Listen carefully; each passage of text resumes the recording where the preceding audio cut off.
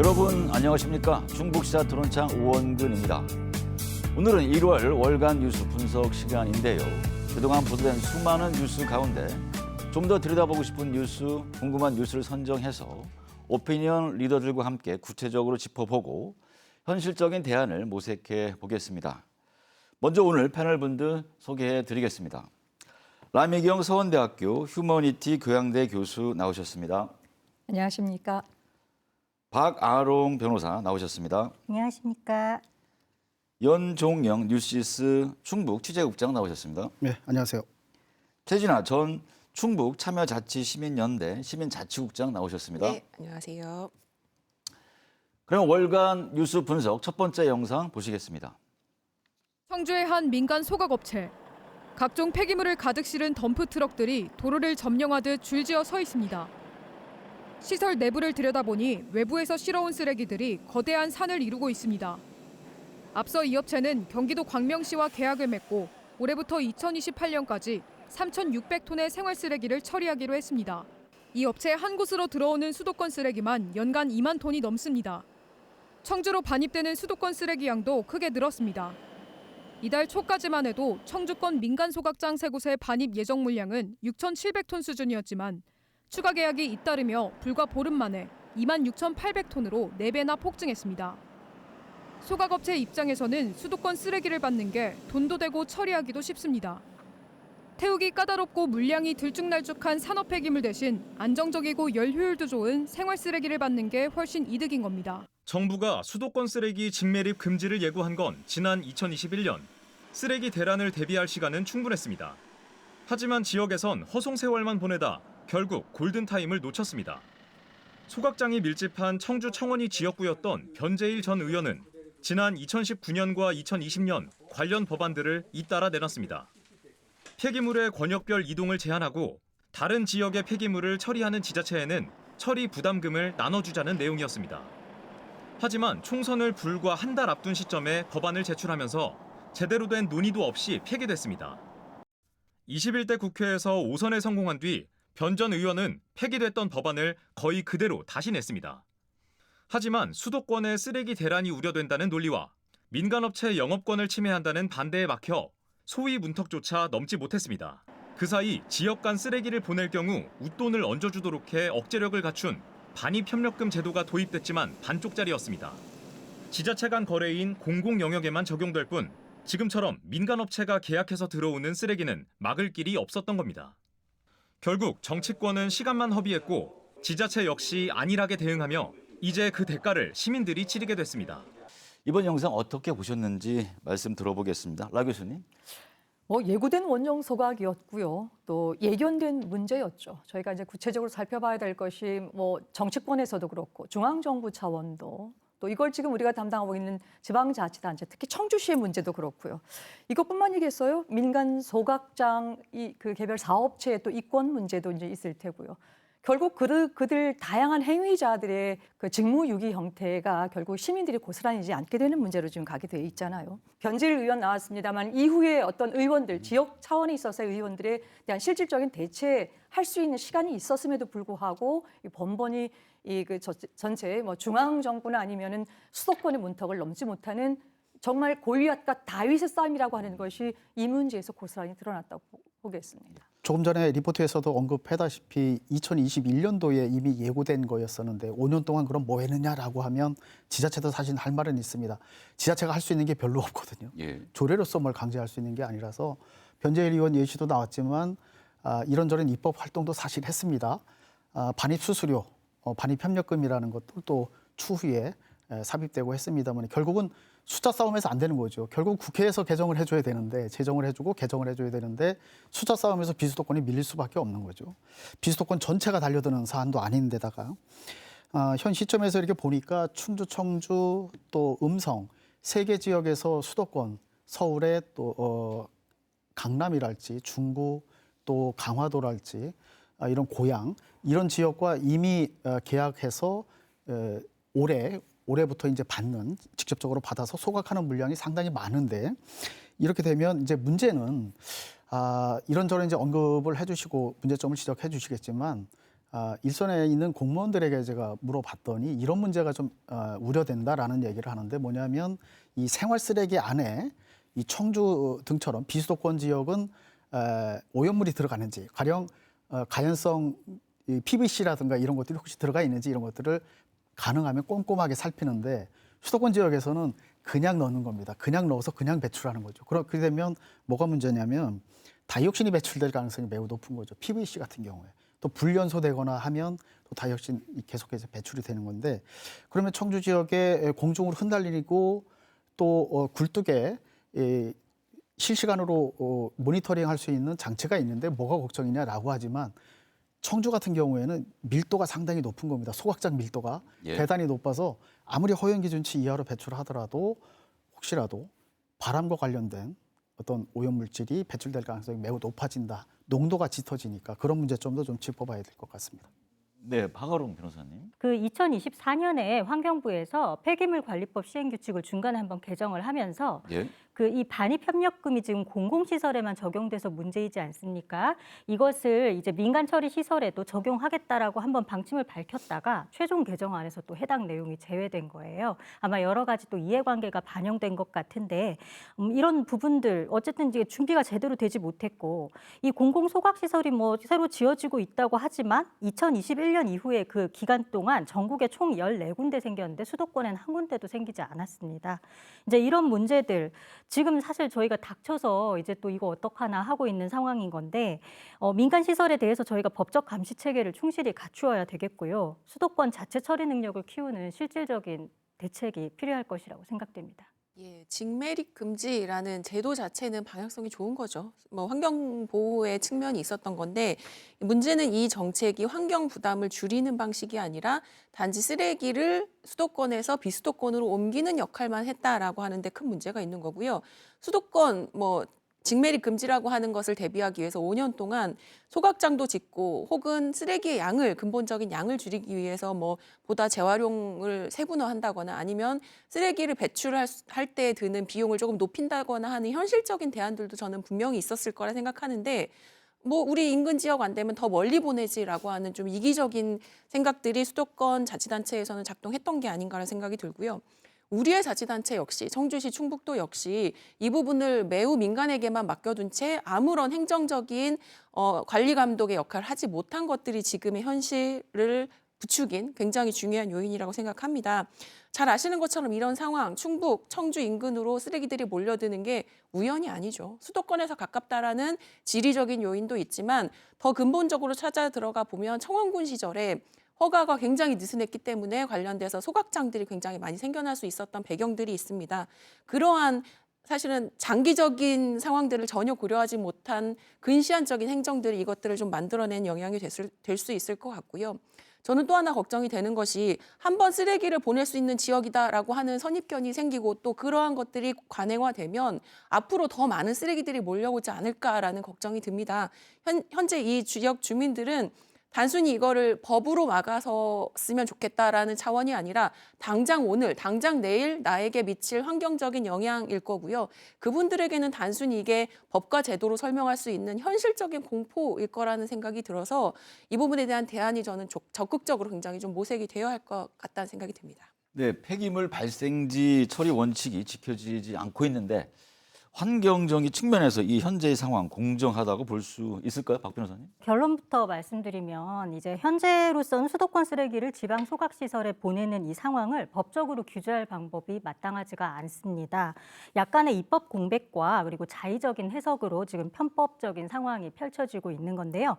먼저 지방계약법을 보면 지자체의 계약 금액이 5억 원 이상인 경우에는 전국 단위 입찰이 가능합니다. 예. 그러니까 꼭 그 본인들의 관할 구역이 아니라도 전국 단위 입찰이 가능하고 이 규정을 근거로 지금 서울 강남구, 금천구, 경기 고양시 같은 수도권 지자체들이 입찰을 해서 처리 단가가 저렴한 충북 청주나 뭐 충남 천안 이런 곳에 민간 소각업체를 선정해서 위탁 계약을 맺고 있는 것인데요.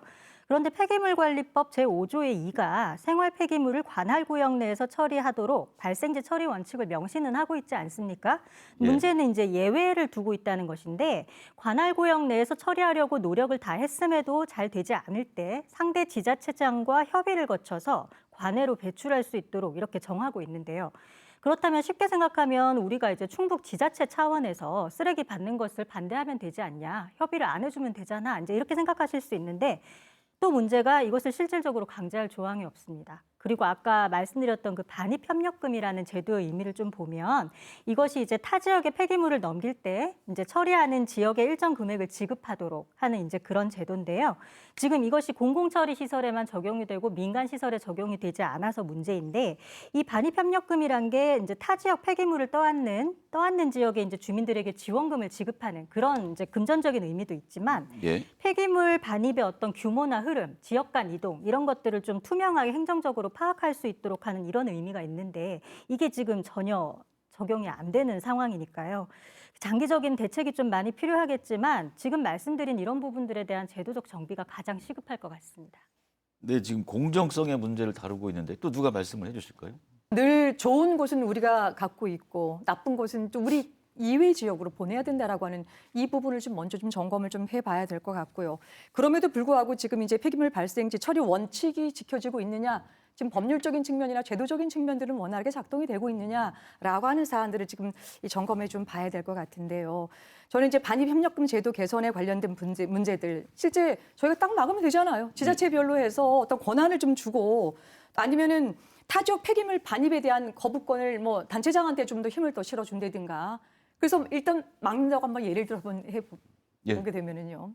그거 막았다고 해서 만약에 이렇게 막은 이 지역에 다른 뭐 또 다른 어떤 에너지 수급에 관련된 문제들, 또 다른 우리 지역에서 해결하지 못하는 부분들을 이웃하고 있는 지역이나 아니면 수도권 지역에 얘기할 때 이것 때문에 또 안 되는 부분들 있지 않을까 싶은 생각을 또 갖습니다. 그래서 저는 좀 털어서 이번 기회에 매번 제가 골리앗과 다윗 싸움의 수도권과 비수도권 지역에 있어서의 모든 해당되는 영역의 문제를 다룰 때마다 답답함을 같이 느끼게 되는데 이 문제를 좀 털어내야 될 것 같습니다. 아까 이제 반입협력금 제도 개선에 관련된 부분이나 아니면은 타 지역의 폐기물 반입에 대한 제한이나 거부권에 관련된 부분들을 법적 제한도 더하고 또 하나는 이 관리 감독에 관련된 투명성들을 그 부분에 좀 더 이제 포커싱이 좀 돼서 좀 해야 될 것 같다는 생각을 좀 갖습니다. 세계적으로 매립하지 않고 소각하는 추세는 그야말로 세계적인 트렌드고요. 그야말로 뉴 노멀이랄까요. 일본 같은 경우는 2000년대 초반에 이미 매립을 거의 금지하다시피 하고 소각으로 넘어갔습니다. 수도권도 매각해서 그 재만 매립하겠다는 거예요. 그러니까 지금 수도권에 있는 매립장들은 한산합니다.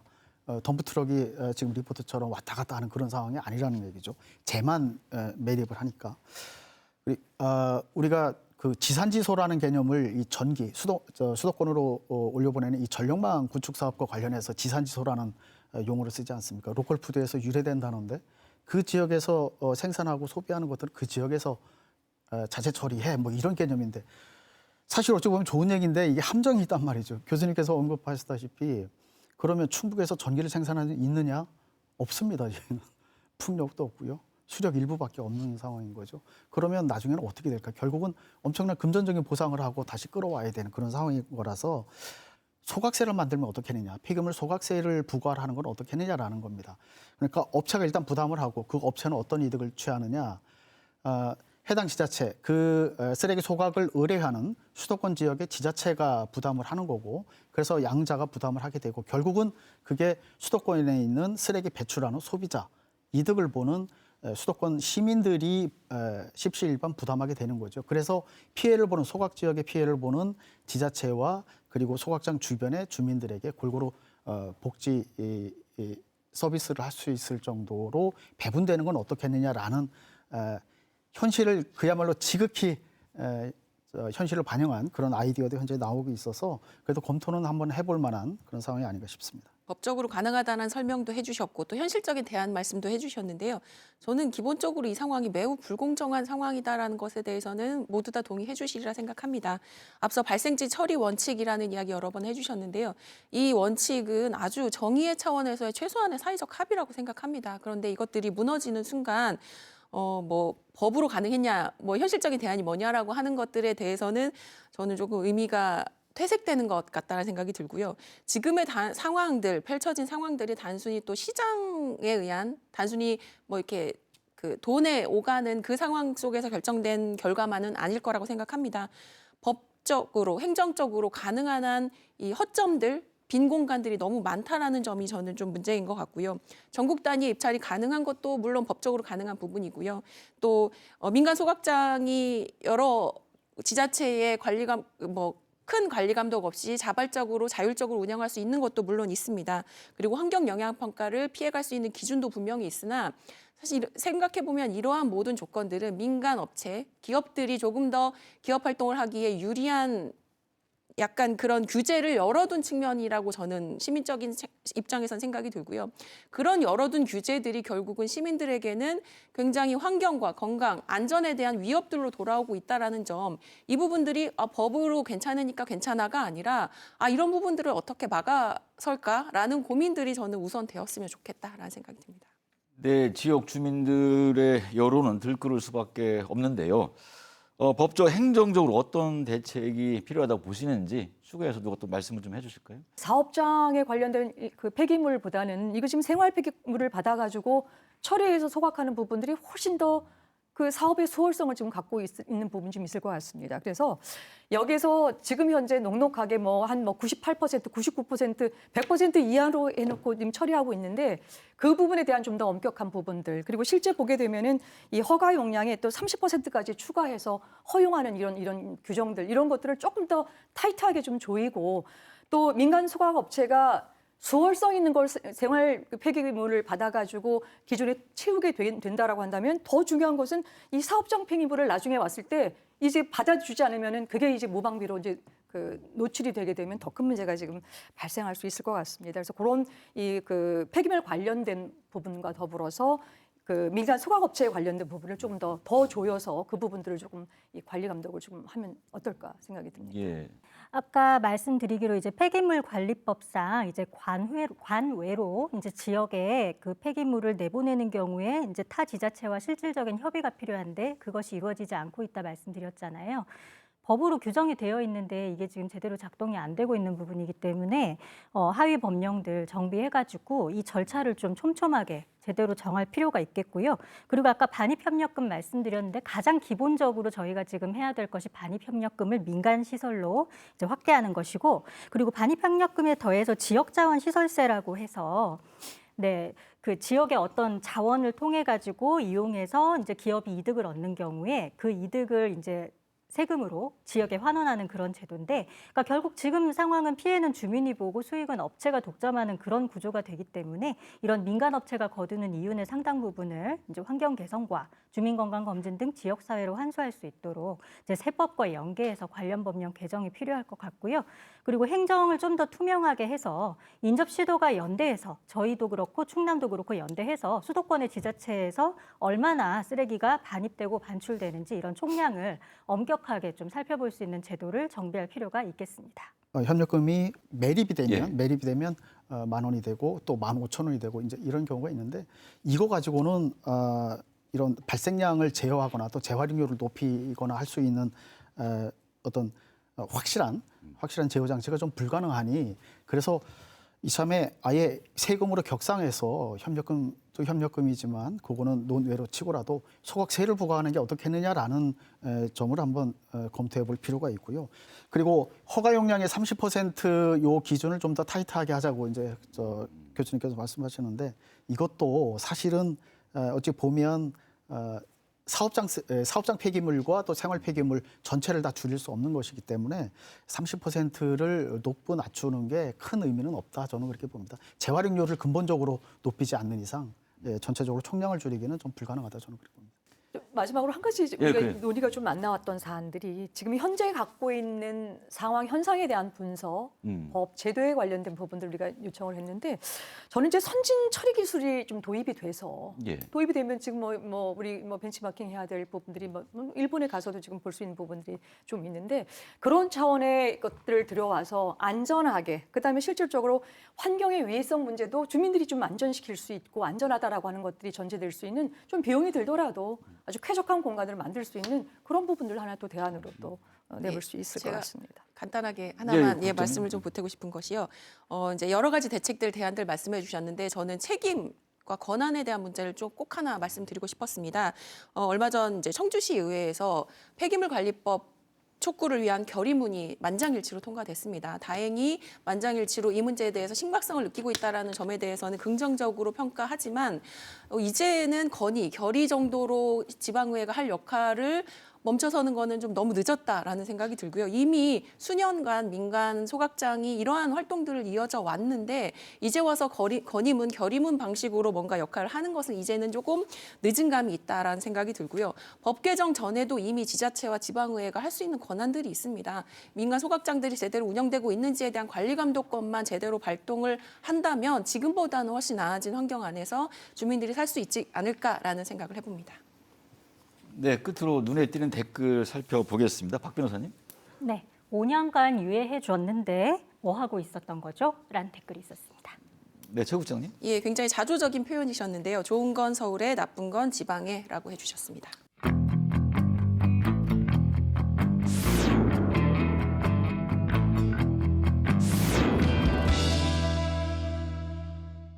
전세버스에서 내린 주민들이 어깨띠를 두르고 청주시청으로 들어섭니다. 마을 앞으로 고압 송전선로가 지나간다는 소식에 항의 방문한 옥산면 주민들입니다. 이들은 주민 동의도 없이 일방적인 노선 계획안이 나올 때까지 시는 무엇을 했냐며 따져 물었습니다. 청주보다 앞서 제천과 영동 등 도내 곳곳에서도 송전선로 건설을 반대하는 집회가 잇따랐습니다. 이들이 거리로 나선 건 정부가 추진 중인 대규모 국가기관 전력망 계획 때문입니다. 정부는 반도체 산업단지가 들어서는 경기도 용인 등 수도권에 원전 10기 분량의 전력이 더 필요할 것으로 보고 있습니다. 전력을 생산하는 동해안과 영호남에서 수도권으로 전기를 끌어간다는 계획인데 문제는 충북이 그 한가운데 끼어 있다는 점입니다. 현재 계획 중인 노선을 보면 호남권에서 끌어오는 345kV급 선로가 청주와 영동 등을 거쳐 용인으로 향하고 강원도 평창에서 내려오는 고압선도 제천과 원주를 가로질러 수도권으로 들어갑니다.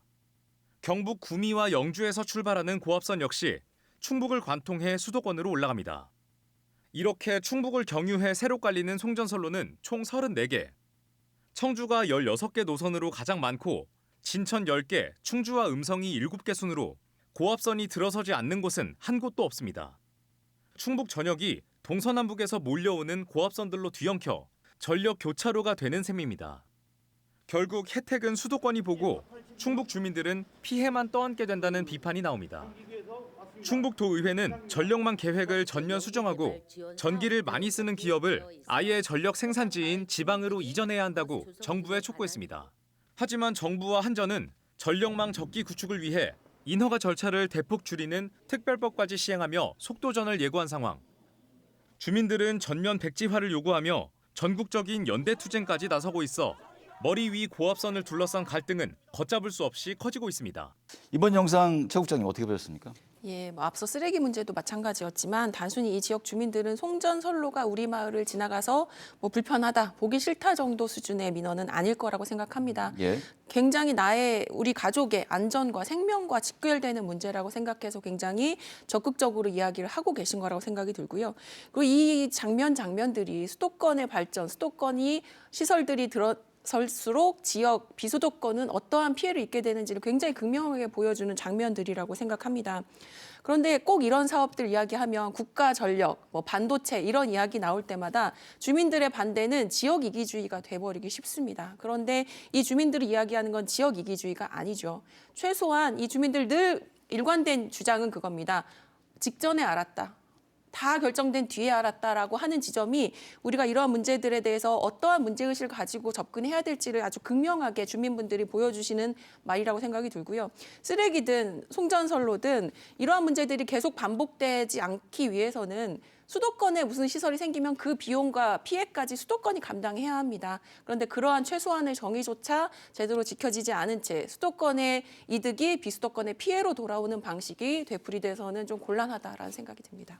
사실 쓰레기 문제와 크게 다르지 않은 문제죠. 수도권의 경제적 이익을 위해서 비수도권의 어떤 환경권, 재산권 이런 부분들을 제한을 좀 심하게 하고 있는 것이고 어떤 경우에는 이것을 좀 침해된다고까지 볼 수 있는 어려운 상황인 건데요. 지금 충북 전역을 관통하는 고압 송전선로가 34개 노선에 달하고 특히 청주에 16개, 진천 10개 등 특정 지역에 과도하게 집중이 되어 있다고 합니다. 한전측에서는 지금 충북의 전력 자급률이 12.5%에 불과하다 뭐 이렇게 주장을 하고 있지만 이번 송전선 건설이 지역의 부족한 전력을 채우려고 하는 거라기보다는 수도권 특정 산업단지를 지원하기 위한 통로로서 저희 지역의 희생을 요구하고 있는 거지 않겠습니까? 예. 네, 지금 헌법이 보장하는 뭐 균형 발전의 원칙이라든가 뭐 가장 기본적인 주민의 행복 추구권 이런 부분들 고려한다면 이제는 전력을 많이 소비하는 기업을 전력 생산지로 이전을 시키거나 또는 송전선로가 지나는 지역 주민들에게 어떤 실질적인 보상책을 좀 제대로 제공하는 그런 법적 장치가 병행되어야 할 것으로 보입니다. 네, 연 국장님은 어떻게 보셨습니까? 이 SK 하이닉스 청주 사업장이 어떤 쓰는 전기 사용량 이걸 따져봤더니 충주시 전체 25만 인구가 쓰는 전체 양보다도 훨씬 더 많이 쓴다라는 겁니다. 예. 그 정도로 이 반도체 공장 하나가 쓰는 전력량이 어마어마한데 또 더 주의 깊게 봐야 될 것은 만약에 1초 정전 사태가 벌어진다. 순간적인 끊김 현상이 벌어진다 그러면 피해액이 최대 많게는 공정에 따라서 다르지만 1조 가까이 된다는 겁니다. 그러니까 이게 국가 기관 산업이 이미 반도체는 돼버린 거고요. 또 전력 자체가 국가 기관 망 아니겠습니까? 더구나 특별법까지 또 시행되고 작년 9월부터 이미 시행이 됐죠. 정부가 추진하는 거 그리고 한전이 추진하는 거는 이게 국가 계획이기 때문에 저항하기가 상당히 힘이 됩니다. 지자체도 그렇고 민간 부문도 그렇고. 다만 보상만 좀 해주세요. 우리 기분 나쁘지 않게 해주세요. 미리 좀 알게 해주세요. 여론 수렴 미리 좀 하게 해주세요라는 호소할 수밖에 사실은 없는 겁니다. 그리고 특별법을 개정하지 않는 이상 사실은 이 문제를 해결하기가 굉장히 어려운 사항인데 감정적으로 굉장히 고달프죠. 이 충북 같은 경우에는 11개 시군 전체를 송전선로가 고압 송전선로가 다 지나가게 되는 거고 개소별로 그러니까 사업 장소로 보면 77개입니다. 그리고 사업명으로 따지면 34개 사업이고요. 충북을 경유해서 어떤 굵은 혈관처럼 다 지나가게 되는 상황이라서 감정적으로 굉장히 좀 거부감이 많이 드는 사안이긴 한데 국가 기관이 먼저냐 아니면 이 피해를 받는 지역민들 그리고 지자체의 어떤 아픔을 보듬는 게 먼저냐 동시에 갈 수밖에 없는 것인데 결국은 이런 얘기를 많이 합니다. 현장에서는 한전도 그렇고 또 지자체도 얘기하는 것이 수용성을 좀 높이자라는 겁니다. 어차피 할 거면 주민들이 기꺼이 따를 수 있도록 그건 아니더라도 저항을 좀 덜하게 할 수 있는 수용성을 좀 높이자. 그래서 특별법도 보상에 관한 특별법도 좀 일부 개정한다 할지 그런 점들이 좀 필요하다 이런 얘기들을 많이 합니다. 현장에서는. 저는 아까 이제 이 관광버스에서 여러 대에서 지금 띠를 두르고 나왔던 옥산 군민을 한번 생각을 해봤어요. 이 그 송전탑이나 송전선로가 얼마만큼 우리에게 굉장히 좋지 않냐면은 저기압 상태에서 농사를 짓는 농사분들이 이렇게 밭이나 그 논에 들어가게 되면은 우 하고 하는 이 전파가 울려요. 송전탑 밑에서. 그분들이 단순하게 그런 것들의 생존에 관련 문제이기 때문에 이렇게 들어오게 되잖아요. 옥산 군민만의 문제가 아닙니다. 우리는 지금 충북을 돌아보고 있기 때문에 이 송전선로 34개, 16개 변전소 문제를 얘기하고 있지만 이웃하고 있는 충청남도는 더 많은 부분에 이게 지금 선로가 들어가게 되고 또 당진 같은 경우는 송전탑 문제 때문에 오랫동안 지역민들과 갈등이 굉장히 크게 노정이 됐었습니다. 자, 그런 상태에서 우리 충청북도 보고 충청남도 보고 용인시 한번 볼까요? 용인시 시장은요 굉장히 대대적으로 얘기했어요. 야, 반도체 산업은 이제 시간이 생명이고 시간이 곧 보조금이야. 우리 더 늦출 수도 없고 국가의 기간 산업으로서 지금 현재 트럼프 정부 들어서게 돼서 반도체 AI 정말 전기 전력 문화 하마잖아요. 그럼에도 불구하고 거기에 이 집중해 나가는 것들을 보게 된다고 한다면 청와대는 여전히 이 그 반도체 클러스터 이전할 계획 없다고 발표하고 있고 용인시 시장은 더 시간이 없으니까 우리 좀 지원해 달라고 지금 요청하고 있고 또 반면에 우리 충북과 충남 저 아래 호남 지역의 많은 분들은 송전 타고 올라가는 그 지역 수도권 용인으로 집중시키지 말고 별도로 그 지역에 해당될 수 있는 아래 전남 지역에다가 반도체 클러스터 내려줘라라고 하는 요청들도 굉장히 많이 있습니다. 그래서 그런 차원에 봤었을 때 더 이상 이게 지역과 지역 간에 또 이 비수도권 지역 간에 이런 갈등이 노정이 되고 이것 때문에 선로가 이쪽으로 충청북도로 뭐 한 3개 갈 것이 충청남도로 5개가 가게 되면은 또 그들 간의 다툼이 되는데 결국 누구를 위한 다툼이 됐는지 이런 부분이 굉장히 좀 안타깝습니다. 그래서 그런 차원에서 또 한 번 중앙정부 차원에 요청합니다. 국가 전체 비전과 전략을 수립할 때 분명히 지금 5극 3특 중심으로 해서 이거 뒀다라고 한다면은 반드시 거기에 부응하는, 상응하는 거에 있어서의 대책을 좀 줘야 됩니다. 언제까지 매번 이렇게 비수도권 지역의 이 지역민들이 이런 자리를 계속 만들어야 되고 때를 두르고 현장을 떠나서 다시 이 시위대로 가야 되는 이런 상황을 반복하겠습니까? 해결해 주십시오. 네, 지금 이야기가 나온 것처럼 거대 발전소에서 대규모 송전로를 통해 전력을 보내는 현재의 방식이 한계에 부닥쳤다는 지적이 있습니다. 새로운 방식의 정책 전환이 시급하다고 볼 수 있는데요. 이에 대해서는 어떻게 생각을 하십니까? 네, 국장님? 중국 지역만 해도 자료를 보니까 에너지 자급률이 그렇게 높지 않았습니다. 그 말은 충북도 어느 지역에선가 생산된 전기가 송전 선로를 타고 우리 지역까지 와서 우리가 사용하고 있다는 말이고요. 그 말은 결국 어느 지자체의 문제가 아니라 국가 단위의 에너지의 공급의 전략 자체가 어느 지역은 생산을 하고 어느 지역은 소비를 하는 방식으로 집중화되어 있다라는 방식인데 이 방식은 더 이상 통하지 않는다라는 게 모두의 의견이라고 생각합니다. 각각의 지역에 필요한 그렇다고 모든 지역이 우리 지역에서 필요한 전기를 우리가 알아서 생산할게 그럴 수는 없지만 적어도 우리 지역이 생산하는 전기로 인해서 다른 지역 주민들이 피해가 돌아가지 않도록 하는 기본적인 이 정의의 차원에서의 원칙들로만 공유가 된다라고 하면 저는 조금 다른 차원의 고민들이 가능할 것 같고요. 실제로 청주에서도 시민 중심의 에너지 발전소라고 하는 형태의 태양열을 이용한 자립 에너지 도시로 가기 위한 시도들 아직은 굉장히 미미합니다만 이러한 시도들이 계속 이루어지고 있습니다.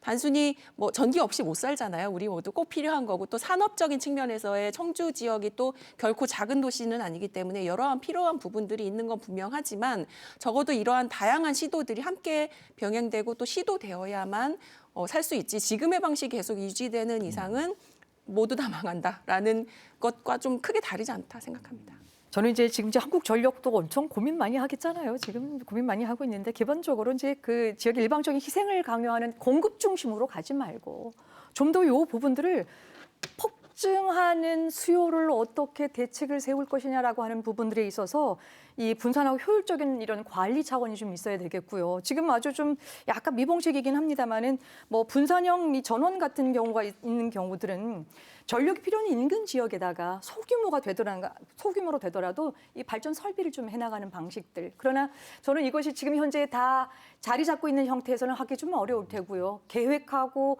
이런 부분이 요청되기 전에 좀 사전에 준비할 수 있는 부분이 좀 필요하다는 생각을 좀 갖습니다. 그래서 그런 부분들의 에너지 자립형 도시나 아니면 지금 분산형 전원 같은 부분들은 실제 지금 현재 문제를 해결하기는 어렵고 다가오는 문제에 있어서의 부분들을 좀 미리 준비하는 차원에서 가능한 대안이 아닐까 싶습니다. 사실 이 지역 균형 발전 문제와 좀 연계해서 생각을 해본다면 기업이 꼭 수도권에 있어야 될 필요는 없잖아요. 재생에너지가 풍부하고 또 그 전기를 수송하기 위해서 많은 비용이 드는 그런 지역에 꼭 있을 필요는 없고 재생에너지가 풍부하고 또 이렇게 지역 발전에도 기여할 수 있는 지방에서 또 아리백과 같은 글로벌 환경 규제가 강화되고 있기 때문에 이제 그런 부분과 연계해가지고 지방에서 이제 에너지가 많이 필요한 기업을 유치해서 가까이서 만든 에너지로 이렇게 지역 산업을 활성화시키는 그런 정책이 필요하지 않을까 생각합니다. 정부가 추진하는 게 에너지 고속도로를 만든다는 것 아니겠습니까? 그리고 그 대규모 전력 그다음에 물이 필요한 그런 산업체 같은 경우에는 풍력이랄지 또는 태양광 가지고는 어림없는 얘기고요. 그래서 결국은 원전이라든가 아니면 다양한 그 재생에너지들을 끌어모아서 한 곳으로 집적할 수밖에 없는 상황이라서 굉장히 이상적인 겁니다만은 근처에서 생산해서 우리가 자급자족하기 위해서 그러면 대기업을 지방으로 이전시키면 되는 것 아니냐 간단한 방법입니다만은 이것도 사실 고민해봐야 될 얘기인 것 같고요. 지중화 일각에서 얘기를 하는데 지중화를 하게 되면 만약에 1km를 매설 지중으로 간다고 할 때 사업비가 15배에서 20배 가까이 든다라는 겁니다. 그러니까 그 노선을 과연 택할까요? 한전이라든가 만장적자인 한전이 택할 리가 만무하고요. 국가도 비용 절감 차원에서 지중화는 절대 안 할 것 같습니다. 현실적으로 볼 때. 이상적이긴 하지만 현실적으로 불가능한 거고요. 사업비가 천문학적으로 늘어날 텐데 할 리가 없죠. 보상금도 줘야 되고 보상비 충분히 줘야 되는데 불편할 것 같고 또 하나 또 답답한 것이 특별법을 그러면 일부 좀 개정하는 건 어떻게 했느냐. 좀 개별 법들이 억제하는 방법은 어떻게 했느냐라고 해도 이게 어떤 인허가 의제로 보는 사항들이 대폭 늘어났고요. 그리고 국가 차원에서 또 한전이 할 수 있는 재량 행위가 굉장히 많아서 이 특별법을 고치고 싶어도 일단은 지방의 국회의원 수가 의석 수가 부족하니까 이것도 상당히 어려운 상황이라서 좀 고민이 많습니다. 댓글 살펴보겠습니다. 최 국장님. 예, 굉장히 씁쓸한 말씀이긴 한데요. 전기는 주고 쓰레기는 받는 건가요? 라고 해주셨습니다. 네, 박 변호사님. 네, 수도권을 위해 전 지방이 희생하는 것이 이게 정의이냐라는 댓글이 있었습니다.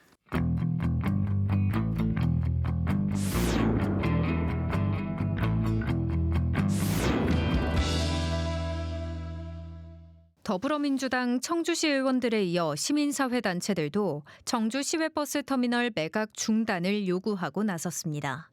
충북시민사회단체 연대회의는 지난 1월 19일 기자회견을 열어 1,379억 원이라는 터미널 매각가는 청주 시민의 100년 자산을 특정 자본에게 몰아주는 특혜 행정이라며 공영개발 방식으로 터미널 현대화 사업을 추진하라고 촉구했습니다. 또한 시의회는 터미널 매각 승인 결정을 철회하고 즉각 행정사무조사에 착수하라고 요구했습니다. 한편 청주 시외버스 터미널 매각이 헐값, 밀실 매각이라는 매각 반대 측 주장에 청주시가 정면 반박했습니다. 청주시는 지난 1월 20일 보도자료에서 터미널 매각은 감정평가와 공개 경쟁 입찰을 통해 투명하게 진행 중이라며 시민 의견 수렴은 개발 단계에서 반영하겠다고 밝혔습니다.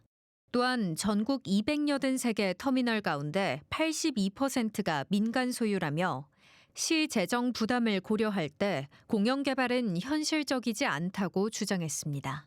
언론 보도 그리고 시민단체의 어떤 의견 표출 또 청주시와 또 민주당 간의 갈등 거기에 국민의힘까지 가세하는 그런 상황이라서 얽히고 설킨 문제가 된 게 해수로 한 2년 가까이 된 것 같습니다. 결국은 올해 6월에 있을 지방선거의 핵심 화두로 등장할 가능성이 높은데 근데 굉장히 중요한 것은 시간이 별로 남지 않았다는 거죠. 당장 2월 4일에 입찰이 이루어지고 아마도 군침을 흘리는 기업이 상당히 많을 겁니다. 그럼 2월 5일 바로 개찰이고 그다음에 열흘 이내에 계약이란 말이죠. 계약한 걸 과연 지방선거의 어떤 결정에 따라서 번복할 수 있을지 무효화할 수 있을지 그거는 상당히 어렵기도 하고 불가능할 것 아닌가 그런 생각이 드는데 어쨌든 정쟁이 된 것은 분명합니다. 국민의힘에서는 이거 정쟁화하지 말라라고 얘기하는데 정치 쟁점이 됐으니까 어차피 정쟁이 되는 상황인 거죠. 청주시는 행정의 어떤 두 가지 측면, 속도냐 방향이나 중에서 어떤 속도를 택한 것 같습니다. 그리고 민주당과 또 시민단체에서는 방향이 그릇됐다. 그리고 속도를 좀 늦추자. 민관 합동 개발하자. 공영 개발하는 게 어떻게 했느냐라고 목소리를 높이는 것인데 청주시는 완강합니다. 그런 것 없다. 밀고 나가겠다. 결국은 답은 하나네요. 결국은 지방선거 결과를 봐야 됩니다. 예. 그리고 청주시장이 누가 되는지 한번 봐야 되는 거고요. 그거에 따라서 이 청주 시외버스 터미널의 운명, 이 공공재의 어떤 운명이 판가름 날 것으로 봅니다. 지금 이제 99년 준공되고 나서 지금 17년간의 무상으로 사용하고 나서 그다음에 대부계약으로 5년 해서 지금까지 왔습니다. 26년도 우리 시외버스 터미널 운명이 어떻게 될 것인가라고 하는 새로운 국면에 이제 오게 됐는데 거기에 지금 정쟁의 요소들이 잔뜩 들어가서 저는 그냥 걷어내고 싶고요. 이 노후로 인해서 이 안전 문제나 어떤 편의성의 문제, 교통 약자의 문제, 거기를 이용하는 하루에 평균 보니까 4,500명 정도가 지금 거기를 이용을 하게 되는데요. 실제 시설은 27년간 아무것도 손을 대지 않기 때문에 시설은 27년에 머물러 있고 사람들은 좀 더 많이 증가하고 있고 누수 보수되는데도 어떤 그 보수 비용도 지금 꽤 많이 들어가고 있는 시점. 그래서 저는 그걸 이용하는 이 승객 입장에서는 이제 할 때 되지 않았어라는 생각을 좀 갖습니다. 또 그런 차원에 있어서 지금 현재 보게 되면은 그 청주시에서 얘기하고 있는 매각 계약 조건이 좀 몇 가지가 좀 걸려 있더라고요. 예. 최소 20년간 여객 자동 터미널 용도로 유지해라. 예. 또 승강장, 대합실 등 중심으로 해서 시설 규모를 100% 이상 유지해라라고 하는 등등의 몇 가지 조건이 조금 쭉이 연결이 되고 있습니다. 다만 제가 좀 우려가 되는 부분들은 이후에 이제 우리가 이 충청권 광역급행철도 CTX 연결되는 그 구조에 조금 장기적인 또 이게 그 청사진을 그려보게 되면은 굉장히 중요한 포인트거든요. 예. 물론 지금 현재 이제 이 고속버스 터미널을 현대화 시켜가지고 물론 또 파차름이 많이 있습니다만 벌써 시작이 됐고 만약 지역적으로 거기라고 한다면 지금 현재 매각되는 거에 헐값이다라고 하는 부분들, 매각의 과정과 매각을 어떻게 지금 업체가 어떻게 선정이 되느냐라고 하는 거에 대한 부분이 투명하지 않다라고 한다면 제가 승객의 입장에서 아까 요청했었던 그런 사안들이 그럼 한번 좀 고민해 봐야 되지 않겠어? 라고 하는 생각이 지금 들어서 이 안가의 두 개의 부분들을 지금은 조명해 보고 있습니다. 현대화 필요하죠. 그 예. 문제에 대해서 반대하는 시민들은 저는 많지 않을 거라, 거의 없을 거라고 생각합니다. 다만 지금 시민단체가 이야기하는 밀실, 특혜라고 하는 의혹들이 제기된 것은 단순히 누가 이 개발로 인한 이익을 가져가느냐라고 하는 의혹 이전에 이 방식을 결정하는 자체부터 공정하지 않았고 투명하지 않았다라고 하는 아주 핵심적인 부분을 꼬집고 있다라고 생각합니다. 불과 얼마 전에도 공영, 민간 합동 방식의 개발은 적절하지 않다라고 하는 굉장히 이 문제에 있어서는 청주시가 발빠르게 입장들을 내놓고 있는데 이거는 적절하지 않아가 아니라 각각의 개발 방식이 수치적으로 데이터적으로 보니까 이러한 이유로 반드시 민간 개발 방식이어야 한다라고 하는 데이터를 기반한 시민들을 설득할 수 있는 자료들을 내놓아야 합니다. 그런데도 불구하고 현재로서는 계약 기간이 다 되어가니 일단 무조건 매각하고 보겠어라고 하는 방식으로 아무도 설득하지 않고 일반 이제 밀어붙이기 방식으로 사업을 추진하려는 것 자체가 저는 문제라고 생각이 들고요. 교수님 말씀해 주신 것처럼 몇 가지 조건 중에 현재의 그 버스 터미널의 기능을 그대로 유지해야 한다는 조건이 있습니다. 그 정도라면 굳이 이것을 매각하는 방식이 아니라 어느 이제 청주시의회 시의원분도 이렇게 지적을 해주셨던데 혹은 몇십억 정도 수준이면 현대화를 위한 굉장히 성공적으로 이루어질 수 있다라고 지적을 해주신 부분이 있더라고요. 그만큼 당장에 지금 청주시가 또 이범석 시장이 추진하려고 하는 방식 자체가 시외버스 터미널의 현대화에 방점이 있는 것이 아니다. 이것들을 어떻게든 민간 개발 방식으로 이것들을 일단은 팔고 시작하겠다라고 하는 쪽에 방점이 찍혀 있다 보니 CTX 말씀해 주셨지만 앞으로의 장기적으로 청주시가 이 부지를 어떻게 활용하게 될지에 대한 고민들은 전혀 없다라고 저는 봤습니다. 청주시가 보도자료를 낸 것 같아요. 이 문제에 대해서 청주 여건에 안 맞는다. 공영 개발은 이런 이야기를 했고 일부에서 제기되는 공영이나 민간 합동 개발은 청주 재정 여건, 사업 효율성 측면에서 현실적 대안이 아니다. 그런데 지금 말씀 주시고 있는 이런 문제점들을 청주시의 이 말로 지금 저희가 해명이 되는 건가요? 전혀 잘 모르겠거든요. 지금 이제 곧 이 대부 기간이 만료된다라고 했는데 단기 연장하고 논의 더 하면 됩니다. 그게 문제라는 이야기는 전혀 공감이 되지가 않고요. 그리고 이제 매각 절차 적정성에 대해서 지금 시의회를 통과했으니까 괜찮다라고 이제 시는 계속 이야기를 하고 있는데 이 공유재산 및 물품관리법에 따르면 이제 매년 처분 계획을 세워서 의회 의결을 받아야 하고 청주시가 지금 이 부분에 대해서 상임위에서 보류를 했음에도 불구하고 본회의에서 일방적으로 지금 통과를 시켰단 말이죠. 시켰는데 지금 이것은 기존에 세워졌던 계획이 아닙니다. 장기적으로 계속 논의는 되어 왔지만 바로 올해 이렇게 입찰해가지고 민간에 매각하겠다 세워졌던 계획이 아닌데 이것을 수시분으로 계획을 세워서 이제 의결 통과를 시켰는데 법적으로 수시분은 연도 중에 긴급하거나 예측하지 못한 사유가 있을 때 예외적으로 해서 이제 계획을 이제 임시로 이렇게 해서 의결을 받는 것이기 때문에 이 사안은 지금 당장 저희가 의결해서 매각하지 않으면 큰일 나는 사안이 아니지 않습니까? 아까 말씀드렸듯이 단기적으로 대부 기간을 연장을 하고 좀 더 수기의 과정을 거쳐도 되는 것이고 여기에 아까 국장님께서 말씀하셨던 그런 정무적인 고려를 덧붙인다면 지금 사실 지금 이제 시장님이 그대로 유지가 될지 정권이 바뀔지 어떨지 지금 알 수가 없는 그런 상황인데 그렇다면 지금 사실은 지금 시장과 같은 당에 있는 지금 출마 예정하고 계시는 다른 서승우 후보자, 예비 후보자 예. 그분께서도 지금 본인도 반대라고 하거든요. 민간 매각. 이게 그러면 지금 이렇게 저희가 추진을 했을 때 과연 지방선거가 끝나고 나서 그 정책이 지금의 기조대로 유지가 될 것인가? 그때 발생하는 혼란은 어떻게 할 것인가? 지금 당장 몇 달을 참지 못하고 수기 과정을 충분히 거치지 못하고 그걸 기다리지 못할 만큼 이것이 시급한 문제인가? 그런 문제가 있겠고요. 그리고 한 가지 더 CTX 연계 문제를 이야기하고 싶은데 지금 감정가 이미 나왔거든요. 집가랑 뭐 건물가랑 이렇게 해가지고 1,379억 원 감정가 나왔다고 하는데요. 지금 CTX 사업이 제대로 되면 가경동 터미널 일대가 이렇게 주요 정차역이 될 수도 있는 상황이라서 이게 경제적 가치가 천정부지로 달라질 수 있는 그런 상황이기 때문에 이런 모든 점을 이제 고려한다고 하더라도 과연 지금 꼭 해야 하는가에 큰 의문이 있습니다. 우리 박 변호사님께서 말씀해 주셨다시피 지금 현재 상황, 물론 이제 과거론이지만 일시적으로 계약 만료가 됐어요. 그렇다 하더라도 단기적으로 약 1년만 연장하자 해서 계약 체결하고 1년 연장한 후에 지방선거 끝나고 다음 시장이 누가 됐든 다시 공론화를 한번 해보자. 그리고 만약에 민간에 매각하더라도 이 자산 가치를 최고로 한번 끌어올려보자. 그래서 시의 재정 상황에 어느 정도 보탬이 되도록 한번 해보자라는 그런 화두를 만약에 지금 현 시장에 던졌다면 얼마나 박수 받았을까 하는 생각이 좀 듭니다. 그리고 이번 입찰 때 과연 얼마를 기업체들이 써낼지 자산 가치를 어느 정도로 볼지 물론 감정가만 지금 현재 드러난 상황이라서 그때 입찰가가 어떻게 나올지 그것도 좀 주목해 봐야겠습니다. 네, 오늘 함께 해주신 네 분 고맙습니다. 지역민의 관심을 끌었던 뉴스를 선정해서 오피니언 리더들과 함께 풀어본 월간 뉴스 분석. 지역의 문제를 깊이 들여다보고 현실적인 대안을 찾기 위해 더욱 노력하겠습니다. 중복시사 토론창 1월 월간 뉴스 분석 여기서 마칩니다. 시청해주신 여러분 고맙습니다.